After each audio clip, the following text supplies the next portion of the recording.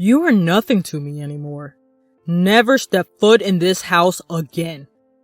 I was shouted at by my father, and, supported by John, my soon-to-be husband, I left my family home in tears. It was right after I graduated from high school. My name is Amy. I'm a 36-year-old farmer. This year marks 18 years since I left my family home. From now on, the time I spend living my own chosen life will be longer than the time I spent in my family home. And this thought makes me quite sentimental. My family home was in a city. My father was a corporate worker, and my mother was a stay-at-home mom. We were a family of 4, including my brother and me, who was born a year ahead of me. My parents were the kind of people who ranked their children clearly, so my brother, being the heir, was always given priority. The quality of our meals and the grandeur of our birthday presents were always superior for my brother. He boasted about his superiority and always bullied me. There were times when I felt lonely, and there were times when I cried out, "I want attention too!" But my parents never changed, so I gave up completely. The event that changed my life happened in the summer of my second year of high school. My brother was studying for a college entrance exam, aiming for a top-tier university. His mock exam results were not good at all, so he was always on edge, taking out his frustration on me at every opportunity. My parents, as if handling a fragile object, treated my brother with utmost care and gave me household chores that didn't allow me to have time to study. Because I was performing better academically than my brother, they tried to lower my grades to improve my brother's mood. It didn't make any sense. At that time, I heard about a rural experience program from a teacher. At the high school I was attending, students could participate in a 2-night, 3-day rural experience program if they wished. Participants stay at a host farm, harvest vegetables, cook together, and experience country life. I, who was troubled by my family environment, decided to participate bravely. But my father objected, saying, "Agriculture is something only fools who can't get corporate jobs do for a living." And my mother scoffed at me, saying, "Are you crazy? Willingly experiencing manual labor? Getting dirty and stinky in the mud?" But I defied my parents' opposition and used the pocket money I had saved up to sign up. This was the first time I had ever refused to do as my parents said. It turned out to be an excellent decision. For me, who was starving for familial love, it was truly a wonderful experience. Working in the fresh, rural air was invigorating, and I was able to experience the warmth of a family. The eldest son of that family, John, was a year older than me and the same age as my brother. At first, I was a bit wary, simply because he was an older guy. But John was completely different from my brother. He was kind, but firm, got along well with his parents, and was kind to me as well. John's parents were truly gentle people, and even though it was only for 3 days, I cried a lot when I had to leave the farm. John's mom cried along with me, saying, "You're welcome back anytime." I promised, I will definitely come back. They said they didn't look at their cell phones much, so I wrote them letters regularly. Before long, I started receiving more replies from John, and it became like an exchange diary, and we started dating. It was a pure long-distance relationship, without even a kiss. After my brother failed to get into his first-choice university and ended up in a third-rate private college, I became a college applicant. But my parents pressured me to get a job instead of going to college. The reason, they said, was that women didn't need an education. But the real reason was probably that they didn't want me to go to a better college than my brother. Since the rural experience, I had a dream of becoming a farmer. I could become a farmer without going to college. But John was a college student and had moved to the city. So I thought I would go to college and aim for a new kind of farming. Having a clear goal and purpose, I studied hard every day, despite interference from my parents and brother. However, when I passed the university entrance examination, my father was furious, saying, "Are you, a woman, planning to go to a better university than your brother?" My mother also said, "We don't have money to spend on you. Your brother needs money, so you should work and bring money home."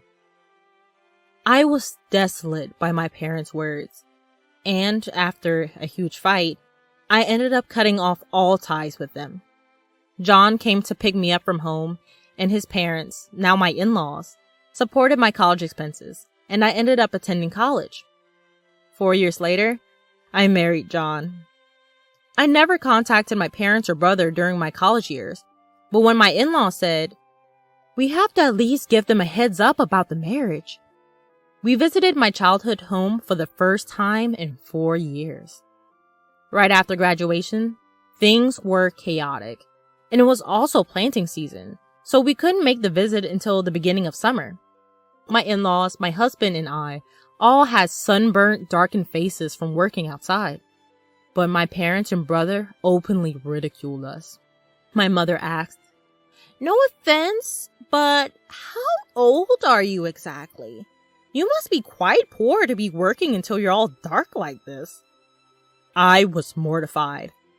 "Please, stop, Mom," I implored in a small voice, but she ignored me. My brother smirked and said, "Smart people like me make money with intellectual work. If you can only do primitive work, it's proof you're unintelligent." I turned pale, and the gentle smiles on my in-laws' faces froze. My husband firmly declared, "With all due respect, we are proud to be farmers." My father laughed condescendingly and said to me, "Just to make it clear, you're a stranger to us from now on. You're marrying a poor farmer who has to sweat and work hard. We're going to treat you as if you don't exist. It'll be a problem if you come asking us for money. We don't want to see you anymore." Already being disowned at 18, I knew very well that I was on my own, even without being told so explicitly again. Still, I had tried to maintain the courtesies. The sympathetic looks from my in-laws and John were difficult to bear. On the way home, I quietly wept and resolved to forget about my biological family. Time flew, and before I knew it, 18 years had passed. The emotional wounds had thoroughly healed. I had given birth to 2 children, and my days were busy but fulfilling. Although I had virtually erased the memories of my parents and my brother, I was informed by a cousin that my brother was getting married. My cousin and I have always been close, and we occasionally touched base even after my marriage. At some point, I had sent them rice harvested from our farm, and they were pleased with its taste, even becoming a regular purchaser. Therefore, we maintained a relationship, and we enjoyed chatting on the phone about once a month. "We can meet after a long time at the wedding," my cousin said, but I hadn't heard anything about the marriage from my parents or my brother. Well, since we're estranged, it's true that there's no way for me to know. "I heard they are building a new duplex. I wonder if it's completed." Apparently, both my parents and my brother and his wife plan to move after the wedding. My cousin knew about the estrangement between my parents and me, but they seemed to think that I would attend weddings and funerals. After finishing the phone call with my cousin, impulsively, I dialed my mother's cell phone number. However, I was met with an automated message saying, "This number is no longer in use." I tried calling my father next, and again, the same automated message. Had they changed their cell phone numbers? I didn't know my brother's number, so I couldn't call him. With trembling fingers, I dialed the landline for my family home, and it connected. My heart pounding, I waited for someone to pick up. "Hello?" It was my brother who answered. "Brother? It's Amy. I heard you're getting married and moving." I hesitated over what to say next, about to offer congratulations when I was cut off by my brother. "There's no need for you to do anything. You, a farmer, are a stranger to me. Don't call me." My brother just yelled and hung up the phone. I rushed to call him back, only to find that I was already blocked. This was harsh. No matter how much he hated me, we were still family. It hurt to be rejected like this. Seeing my distress, my husband was concerned and gently asked, "What's wrong? Did something happen?" I couldn't hold back my tears any longer. When I told him about the conversation, both my husband and my in-laws were as furious as if it had happened to them. "Your home is here, Amy. Your family is us here," my mother-in-law reassured me. Her words moved me to tears. I wish she was my real mom. She cared about me much more than my blood-related mother did. My father-in-law also comforted me, saying, "You're happy now. That's all that matters. No need to get hurt. The one who laughs is the winner." My husband added, "Let's take them as a bad example and make sure we don't turn out like that." Even our children, not knowing the situation, hugged me tightly. Thank you, everyone. I felt a warmth in my heart, realizing how happy I was now, even though I wasn't blessed with a supportive biological family. However, things took a drastic turn when my business was featured on national television. My in-laws were originally large-scale grain farmers in the American Midwest. They also grew a wide variety of vegetables and fruits, but a lot of produce didn't meet the standards. I had studied food business in college and spent a lot of time figuring out how to sell all the produce without any waste. I started an online business selling jams, juices, and pickles made from slightly damaged fruits and vegetables that couldn't be sold as they were. Backed by the local farmers union, my business was a huge success. It was a hit with moms who wanted to feed their children safe, domestically produced food, and seniors who wanted to taste nostalgic homemade pickles. I built up the company with young women who, like me, had married into farming families and unemployed young people. It had grown into a $5 million business. Our success story was covered in an in-depth report. After the TV broadcast, we received a lot of attention and calls from various people. In addition to orders and inquiries, there were calls for business transactions and interview requests. Both the company's phone and my personal smartphone wouldn't stop ringing. So when a call came in from an unknown number, I picked it up without thinking. But surprisingly, it was my brother. I suppose he's seen the national television as well. He must have heard about my success. Barely exchanging greetings, he said, "I'm thinking of starting a business. Can you lend me some money?" Excuse me? My answer to that would be no. I felt a strong aversion and coldly rejected his request before hanging up. Then he called again. "Stop arguing and give me the money. If a woman like you can start a business and make money, I'm bound to be successful," my brother incessantly screams. That's not how someone who wants to borrow money should behave, and I wonder where he gets that confidence. It's funny, because it was my brother who said that I, a simple farmer, was a total stranger to him. I didn't respond to my brother, but instead I asked something that had been on my mind for a while. "Hey, who decided not to tell me about the move?" "Huh? Of course, it was me. My wife, she's a city girl. The moment I mentioned you, she said we should cut ties." So, that's how it was. I didn't want to hear more, so I hung up and blocked his number. I realized that my brother's wife, whom I never met, seemed to have the same character as my brother and my parents. The fact that my brother saw me on TV might mean that my parents saw it too. A few hours later, when I thought I was getting another call from an unknown number, it turned out to be my father. "Why are you the boss? Did you steal a man's job?" he demanded. I answered, "Well, both John and my father-in-law are involved in the farming business, so it's only natural." In reality, it's called large-scale consolidation, and it's become advantageous to incorporate if you're a somewhat large farm. My father-in-law is the president of the local agricultural association, and John has incorporated his in-law share and is the president of that corporation. Maybe my explanation convinced him, because then he said, "You're distant. Why didn't you contact us?" I was dumbfounded inside and responded, "It was you who disowned me. I'm hanging up now." And I hung up and blocked his number.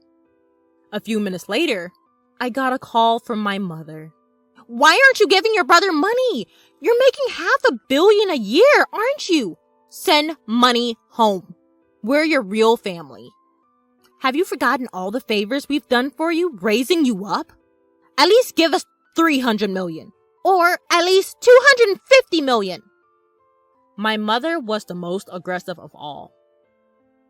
Even though the business makes $500 million, that's total revenue. After paying for expenses and employee salaries, I barely have any left over. I exaggerated a bit, and my mother instantly retorted, "You're lying! There's no way that's true!" I was getting irritated. My mother persistently demanded money, but I wondered if she wasn't embarrassed. "I'm not going to send money, whether I have it or not. We're strangers," I said, then hung up and blocked her number, of course. I thought that was the end, but I was wrong. My parents and my brother's wife, who I'd never seen before, showed up uninvited at my in-laws' house. My father said, "Hey Amy, you want to hear the surprise? I'm revoking the disownment." I was stunned at how desperate they were for money. My mother-in-law asked, "What on earth is going on with you people?" Expressing their discomfort. Even my father-in-law and mother-in-law were glaring at my parents in silence, and the employees around had gathered, looking at my parents with stunned faces. My brother must know he is not welcome here either. "Huh? The real blood-connected family is us. We have the right to get the money you earn too." The woman who seemed to be my brother's wife nodded in agreement with his words. I was furious. "I don't think so. Even though we had a blood connection, there was no emotional connection at all. You treated me like a stranger and abandoned me."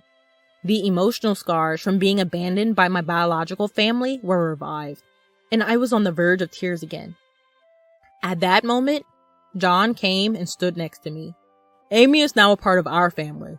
Even without you disowning her, we are perfectly happy. Please go home."